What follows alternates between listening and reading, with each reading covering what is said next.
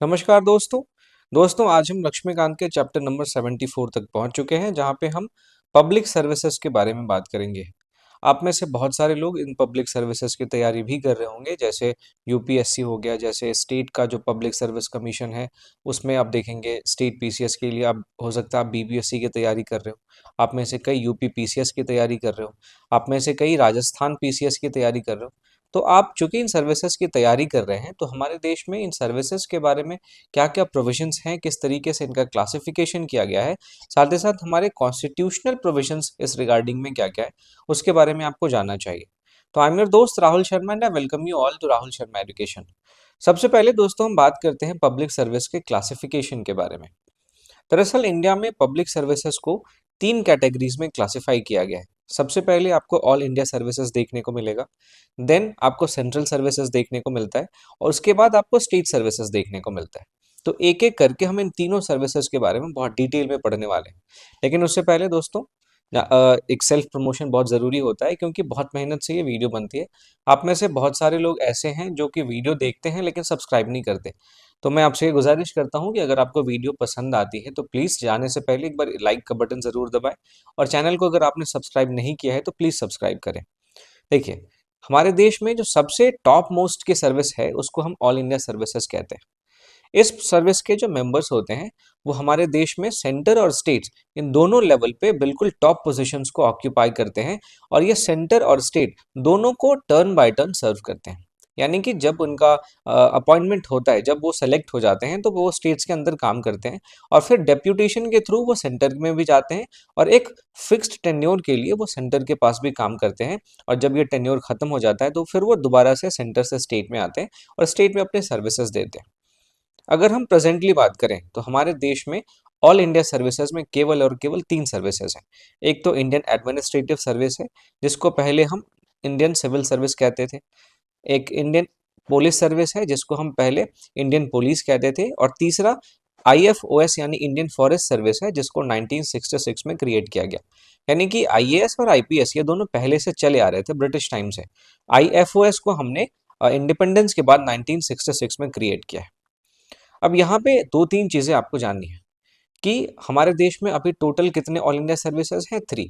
लेकिन पार्लियामेंट को इस बात की अथॉरिटी हमारे कॉन्स्टिट्यूशन ने अंडर आर्टिकल 312 ये दी है कि अगर पार्लियामेंट चाहे तो एक लॉ बना के वो नए ऑल इंडिया सर्विस को क्रिएट कर सकती है।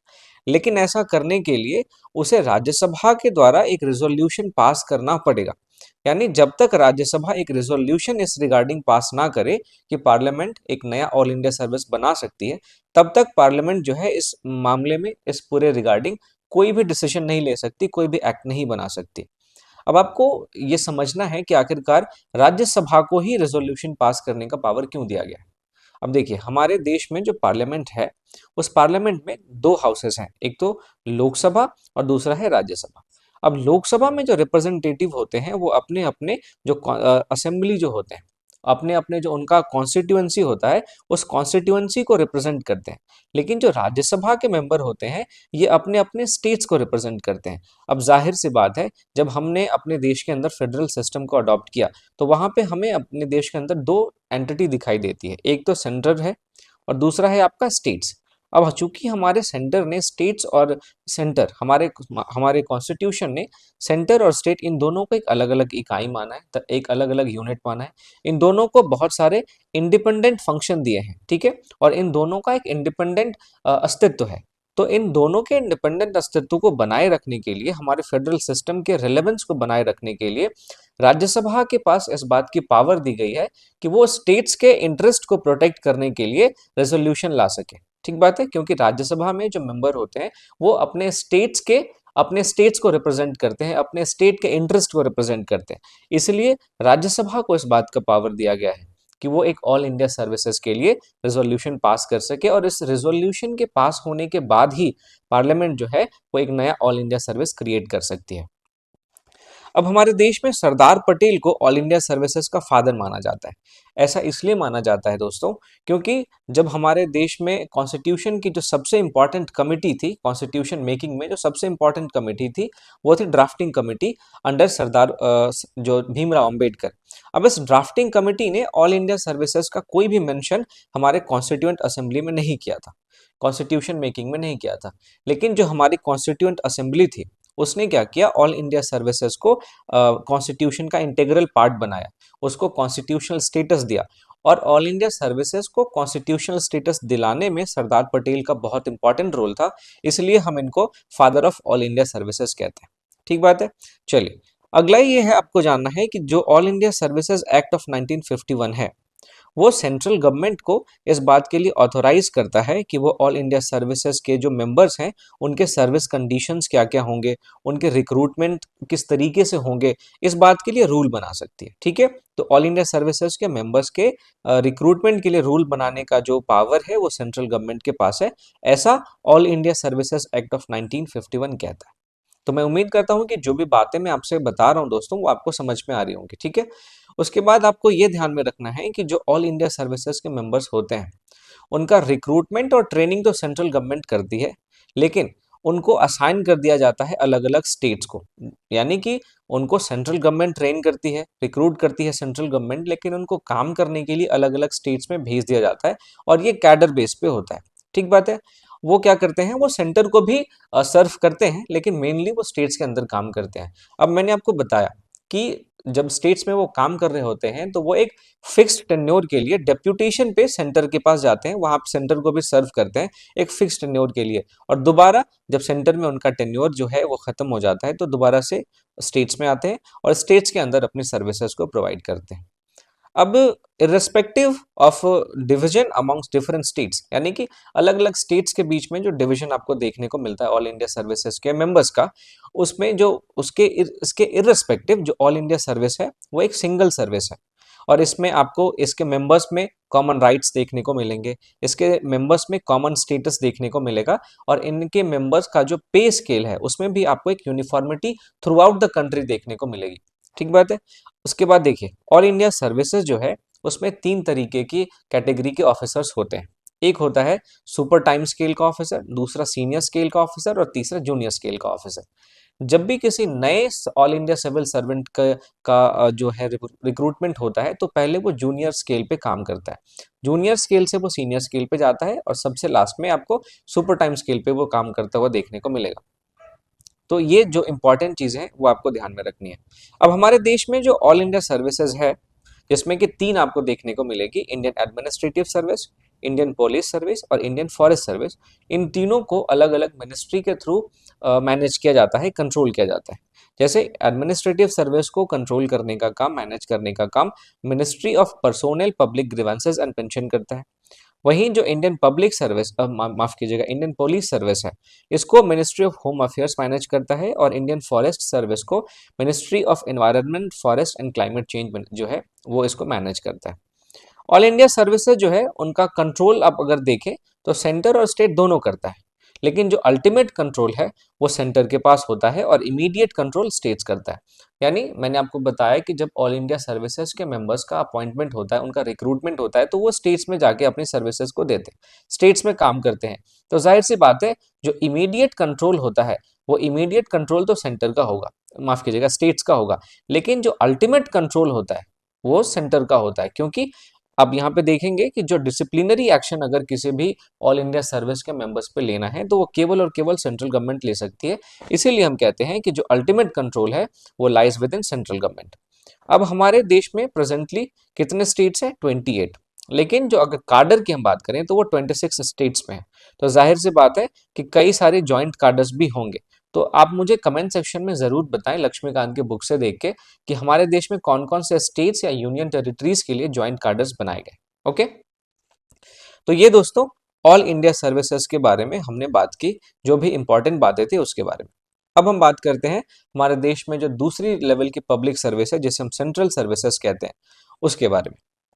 सेंट्रल सर्विसेज जैसा कि इसके नाम से आपको पता चल रहा होगा, इसके जो भी मेंबर्स होंगे वो exclusive jurisdiction of central government में होंगे, यानी कि वो एक्सक्लूसिवली सेंट्रल गवर्नमेंट के अंदर में काम करेंगे। अब जो सेंट्रल सर्विसेज है इसको पहले 4 कैटेगरी में क्लासिफाई किया गया था। इसमें क्लास 1 था, 2 था, 3 था और 4 था, लेकिन बाद में इसको चेंज करके ग्रुप ए, बी और सी, डी ये 4 कैटेगरी में डिवाइड कर दिया गया, यानी वही 1 से 4 को ए, बी, सी, डी कर दिया गया। जो ग्रुप ए और बी के ऑफिसर्स होते हैं उनको गैजेटेड ऑफिसर्स कहते हैं, क्योंकि इंडिया का जो गैजेट हर साल निकलता है उस गैजेट में इनका नाम होता है। और जो ग्रुप सी और डी के ऑफिसर्स होते हैं उनको नॉन गैजेटेड ऑफिसर्स कहते हैं। तो ये दो टाइप की जो कैटेगरी है आपको सेंट्रल सर्विसेज के मेंबर्स में देखने को मिलेगी। एक तो group A B C D के ऑफिसर्स और दूसरा गैजेटेड और नॉन गैजेटेड के ऑफिसर, ये दो कैटेगरी है। प्रेजेंटली अगर हम बात करें तो सेंट्रल जो ग्रुप ए की सेंट्रल सर्विसेज है उसमें आपको 66 सर्विसेज देखने को मिलेंगी। उनमें से कुछ आपको इंडियन फॉरेन सर्विस देखने को मिलेगा, इंडियन रेवेन्यू सर्विस देखने को मिलेगा, पोस्टल सर्विस है, इंडियन इंफॉर्मेशन सर्विस है, इंडियन रेलवे अकाउंट सर्विस है, और भी कई सारे हैं जो आपको ग्रुप ए की सेंट्रल सिविल सर्विसेज में देखने को मिलती है। अब जो most of the group A के सेंट्रल सर्विसेज हैं उनके कॉरेस्पॉन्डिंग में आपको सेंट्रल बी की सर्विसेज भी देखने को मिलेंगी।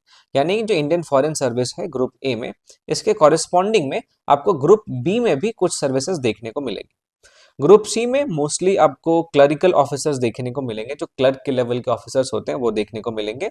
और ग्रुप डी में आपको जो मैनुअल पर्सोनल होते हैं वो देखने को मिलते हैं। अब ग्रुप ए का जो सबसे इंपॉर्टेंट सर्विस है वो है इंडियन फॉरेन सर्विस। ये बहुत ही ज्यादा पावरफुल सर्विस है और ग्रुप ए सर्विस का टॉप मोस्ट सर्विस में से माना जाता है। अब इंडियन फॉरेन सर्विस इतना टॉप मोस्ट का सर्विस है कि ये ऑल इंडिया सर्विसेज के साथ compete करता है पोजीशन में, स्टेटस में और पे स्केल में। पे स्केल में तो दोस्तों आईपीएस से भी ये ऊपर जाता है, क्योंकि आईपीएस एक ऑल इंडिया सर्विसेज का रिक्रूटमेंट करता है ना। आईपीएस जो है वो एक ऑल इंडिया सर्विसेज है, लेकिन आईएफएस सेंट्रल ए की सर्विस होने के बावजूद, ग्रुप ए की सर्विस होने के बावजूद आप देखेंगे इसका पे स्केल जो है वो आईपीएस से ज्यादा होता है। तो ये सेंट्रल सर्विसेज के बारे में जो बातें थी मैंने आपसे की, उम्मीद करता हूँ आपको समझ आ रही होंगी। अब हम बात करते हैं स्टेट सर्विसेज के बारे में। देखिए दोस्तों, जिस तरीके से सेंट्रल सर्विसेज के जो पर्सोनल होते थे वो सेंट्रल के एक्सक्लूसिव जुरिस्डिक्शन में काम करते थे, उसी तरीके से स्टेट सर्विसेज के जो पर्सोनल होते हैं वो स्टेट गवर्नमेंट के एक्सक्लूसिव जुरिस्डिक्शन में काम करते हैं। अब like central government, like central services, state services का भी कैटेगरी ABCD में डिवाइड किया गया है और गैजेटेड और नॉन गैजेटेड सर्विसेज में इसको भी डिवाइड किया गया। जो ऑल इंडिया सर्विसेज एक्ट का 1951 का है वो ये कहता है कि ऑल इंडिया जो सर्विसेज हैं उनके जो पोस्ट होंगे, सीनियर पोस्ट, उनका 1/3 जो है वो स्टेट सर्विस ऑफिसर्स के प्रमोशन के थ्रू भरा जाएगा। यानी मान लीजिए और जो ऑल इंडिया सर्विसेज में 10 सीनियर पोस्ट हैं तो इसमें से कम 3 पोस्ट ऐसे होंगे जो स्टेट सर्विस ऑफिसर्स भरेंगे और वो प्रमोशन के थ्रू भरेंगे। यानी स्टेट के सर्विस ऑफिसर्स का प्रमोशन होगा और प्रमोशन होके वो ऑल इंडिया सर्विसेज के मेंबर्स बनेंगे। ठीक बात है, सीनियर मोस्ट मेंबर बनेंगे। दोस्तों, हमने जो क्लासिफिकेशन ऑफ पब्लिक सर्विसेज है जिसमें ऑल इंडिया सर्विसेज है, जिसमें सेंट्रल सर्विसेज है और जिसमें स्टेट सर्विसेज है, तो इसके बारे में हम भी हमने बात की किस तरीके से इन सारे जो सर्विसेज के मेंबर्स होते हैं उनका क्या जुरिस्डिक्शन होता है, उनको कौन कंट्रोल करता है। अब हम बात करते हैं पब्लिक सर्विस के बारे में जो कि कॉन्स्टिट्यूशन में बातें लिखी हुई हैं, यानी पब्लिक सर्विसेज के बारे में कॉन्स्टिट्यूशनल प्रोविजंस क्या क्या हैं, अब हम उसके बारे में बात करेंगे। तो हमारे कॉन्स्टिट्यूशन का जो पार्ट 14 है उसमें आर्टिकल 308 से लेके आर्टिकल 314 तक पब्लिक सर्विसेज इन इंडिया के बारे में सारे प्रोविजंस लिखे गए हैं। इसमें अगर मैं आर्टिकल 308 की बात करूं तो ये पार्ट 14 के स्कोप को बताता है। ये कहता है कि जो पब्लिक सर्विसेज से रिलेटेड जितने भी प्रोविजंस हैं वो सारे यूनियन और स्टेट्स पे अप्लाई होते हैं, ठीक बात है, लेकिन जम्मू और कश्मीर पे अप्लाई नहीं होते। साथ ही साथ आर्टिकल 308 में आप देखेंगे जो पार्ट 14 में बार बार स्टेट वर्ड यूज़ किया गया है, तो इस स्टेट वर्ड का क्या मतलब है उसको डिफाइन करने की बात आर्टिकल 308 में की गई है। आर्टिकल 309 की बात करें तो ये हमारे पब्लिक सर्विस के जो मेंबर्स होते हैं उनके रिक्रूटमेंट के बारे में और उनके कंडीशंस ऑफ सर्विस के बारे में बात करता है। आर्टिकल 309 कहता है कि पार्लियामेंट और स्टेट लेजिस्लेचर के पास इस बात की पावर है कि वो पब्लिक सर्वेंट्स के सर्विस कंडीशन को, उनके रिक्रूटमेंट को रेगुलेट कर सके। यानी कि जब सेंट्रल सर्विसेज के मेंबर्स की बात आएगी तो उसके मामले में पार्लियामेंट के पास इस बात की पावर होगी कि वो रिक्रूटमेंट से रिलेटेड रेगुलेशंस बनाए, कंडीशंस ऑफ सर्विस बताए। और जहाँ पे स्टेट सर्विसेज के रिक्रूटमेंट या स्टेट सर्विसेज के मेंबर्स के कंडीशंस ऑफ सर्विस की बात होगी तो यहाँ पे स्टेट लेजिस्लेचर जो है उसके पास इस बात की पावर होगी कि वो स्टेट सर्विसेज के मेंबर्स के सर्विस कंडीशन के बारे में और उनके रिक्रूटमेंट के तरीके के बारे में बात करें। ठीक बात है। आर्टिकल 3010 जो कहता है, अच्छा आर्टिकल 309 एक और बात कहता है कि जब तक पार्लियामेंट या स्टेट लेजिस्लेचर कोई भी कानून नहीं बना देती, प्रेसिडेंट और गवर्नर के पास इस बात की पावर है कि वो रेस्पेक्टिव सर्विसेज के लिए कुछ रूल्स बना सके। यानी प्रेसिडेंट जो है वो सेंट्रल सर्विसेज के लिए रूल्स बनाएंगे और गवर्नर जो है वो स्टेट सर्विसेज के लिए रूल्स बनाएंगे, तब तक जब तक कि पार्लियामेंट या स्टेट लेजिस्लेचर पब्लिक सर्विसेज के रिगार्डिंग कोई भी रूल ना बना दे। आर्टिकल 308 जो है वो टेन्योर ऑफ ऑफिस के बारे में बात करता है। ये कहता है कि civil servants hold office during the pleasure of the president और गवर्नर। यानी कि जो सेंट्रल सर्विसेज के मेंबर होंगे वो प्रेसिडेंट के प्लेजर तक अपने ऑफिस में बने रहेंगे, जो स्टेट सर्विसेज के मेंबर होंगे वो गवर्नर के प्लेजर तक अपने ऑफिस में बने रहेंगे। हालांकि आर्टिकल 3010 में जो डॉक्ट्राइन ऑफ प्लेजर है इसमें कुछ कॉन्स्टिट्यूशनल सेफगार्ड से रिलेटेड लिमिटेशन भी है, इसके बारे में मैं अभी आपसे बात करूंगा। आर्टिकल 311 में जो सिविल सर्वेंट्स को सेफगार्ड्स मिले हुए हैं उसके बारे में बात की गई है। ये जो आर्टिकल है ये सिविल सर्वेंट्स को आर्बिट्ररी डिसमिसल यानी मनमानी डिसमिसल से बचाता है, मनमानी रिमूवल से बचाता है, और उनके रैंक में जो रिडक्शन किया जाता है मनमाने तरीके से, उससे भी सिविल सर्वेंट्स को प्रोटेक्ट करने का काम करता है। अब आर्टिकल 311 दो मेजर सेफगार्ड्स की बात करता है। ये कहता है कि कोई भी डिसमिसल बिना किसी इंक्वायरी के नहीं की जा सकती है, और जिस व्यक्ति को भी डिसमिस किया जाएगा उसको अपनी बात कहने का मौका दिया जाएगा। ठीक बात है। और दूसरा जो मेजर सेफगार्ड है वो ये कि जब भी किसी को डिसमिस किया जाएगा तो उस पब्लिक सर्विस के मेंबर को रीज़न ऑफ डिसमिसल बताना पड़ेगा, यानी उसको ये बताना पड़ेगा कि आपको इस रीज़न की वजह से डिसमिस किया गया है। तो ये दो मेजर सेफगार्ड आर्टिकल 311 जो है वो सिविल सर्वेंट्स को हमारे देश के अंदर प्रोवाइड करता है। आर्टिकल 312 जो है वो ऑल इंडिया सर्विसेज के बारे में बात करता है। ये कहता है कि पार्लियामेंट के पास इस बात की पावर है कि वो एक नया ऑल इंडिया सर्विस क्रिएट कर सकती है, लेकिन ये तभी क्रिएट कर सकती है जब राज्यसभा एक 2/3 मेजॉरिटी से रेजोल्यूशन पास कर दे। ठीक बात है। और ये जो रेजोल्यूशन है वो नेशनल इंटरेस्ट में होना चाहिए। तो मैंने आपको बताया था थोड़ी देर पहले कि राज्यसभा रेजोल्यूशन पास करती है 2/3 मेजॉरिटी से। इसके पीछे का पर्पस ये होता है कि हमारे देश में जो फेडरल सिस्टम है, इस फेडरल सिस्टम को के रिलेवेंस को बनाए रखा जा सके, क्योंकि हमारे देश में फेडरल सिस्टम में सेंटर और स्टेट दो अलग अलग यूनिट्स हैं और दोनों का अपना एक सेपरेट इंडिपेंडेंट एग्जिस्टेंस है। स्टेट्स के अपने कुछ इंडिपेंडेंट फंक्शंस हैं, सेंटर के अपने कुछ इंडिपेंडेंट फंक्शंस हैं। तो जाहिर सी बात है फेडरलिज्म में दोनों ही यूनिट के इंडिपेंडेंट एग्जिस्टेंस को बनाए रखने के लिए दोनों के पास कुछ जब सेपरेट फंक्शंस दिए गए हैं तो उन फंक्शंस को, उन राइट्स को प्रोटेक्ट करना होता है। और राज्यसभा में चूंकि स्टेट्स के रिप्रेजेंटेटिव होते हैं, इसलिए राज्यसभा जो है वो स्टेट्स के इंटरेस्ट को प्रोटेक्ट करने का काम करती है, और इसलिए राज्यसभा के पास इस रेजोल्यूशन को पास करने की पावर दी गई है। अब चूंकि हमारे देश में अभी केवल 3 आपको ऑल इंडिया सर्विसेज देखने को मिलेंगे, Indian administrative service, Indian police service और इंडियन फॉरेस्ट सर्विस। तो इन तीनों के अलावा केवल पार्लियामेंट है जिसके पास इस बात की पावर है कि वो एक नया ऑल इंडिया सर्विस क्रिएट कर सकती है। फिर आर्टिकल 312A जो है वो एग्जिस्टिंग ऑफिसर्स के सेफगार्ड्स की बात करता है। इसमें आर्टिकल 312A में ये कहा गया है कि 1950 से पहले के जो सिविल सर्वेंट्स थे, यानी जो कि ब्रिटिश क्राउन के अंडर में काम कर रहे थे, उनके सर्विस कंडीशन से रिलेटेड जो भी चेंजेस किए जाएंगे उसकी पावर पार्लियामेंट के पास होगी। ठीक बात है। और जो आर्टिकल 312A है उसको 28th कॉन्स्टिट्यूशनल अमेंडमेंट एक्ट 1972 के थ्रू ऐड किया गया था।